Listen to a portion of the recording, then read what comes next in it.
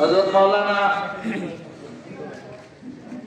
মাওলানা শফিকুল ইসলাম সাহেব দামাত বারাকাতুহুল আলিয়া, সম্মানিত ইমাম বাইতুল আমান জামিয়া মসজিদ, বড় মসজিদ দাউদকান্দি।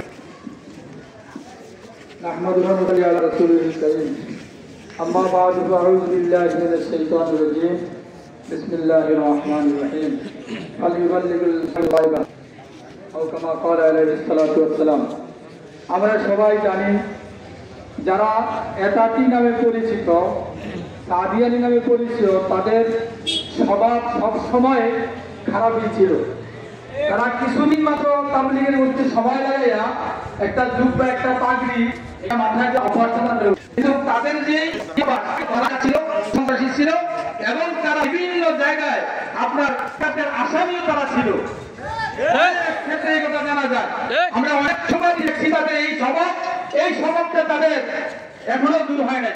রাসূল বলছিলেন, যদি কেউ এই কথা বলে যে কাহারও স্বভাব পরিবর্তন হয়ে গেছে, তোমরা কখনো বিশ্বাস করবা।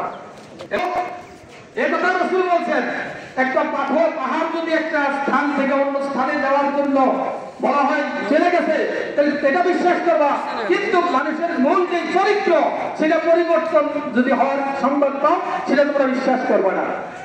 আমরা এই কথা আনি যে দাওয়াত ও তাবলীগের কাজ, এটা ওলামাদের দায়িত্ব, ওলামাদের কাজ আলেমরাই করবেন।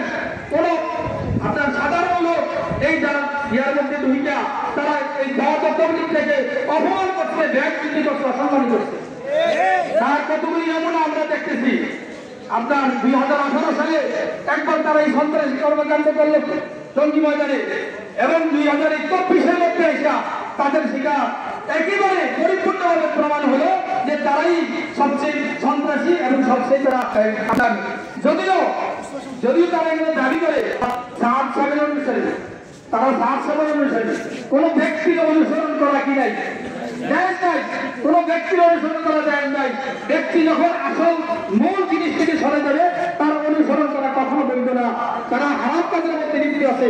অতএব কারণে ওলামায়ে কেরাম আলহামদুলিল্লাহ, আল্লাহ তাআলা ওলামায়ে কেরামের মধ্যে এমন এক শক্তি দিয়েছেন, কোন সময় কি আপনার উদ্দেশ্য নিয়ে ময়দানে আসে, সেই উদ্দেশ্যগুলি ওলামায়ে কেরাম বুঝতে পারে।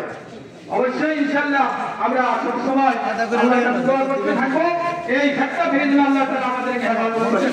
আমিন। সম্মানিত উপস্থিতি, এই পর্যায়ে সংক্ষিপ্ত সময় কথা বলবেন। আমরা 1 মিনিটের ভিতরেই যারা কথা বলা শেষ করার চেষ্টা করব। হযরত মাওলানা মুফতি এনামুল হক হক্কানি সাহেব। আসসালামু আলাইকুম ওয়া রাহমাতুল্লাহ। বিসমিল্লাহির রহমানির রহিম। আপনারা জানেন এই এতাতি গ্রুপরা আগে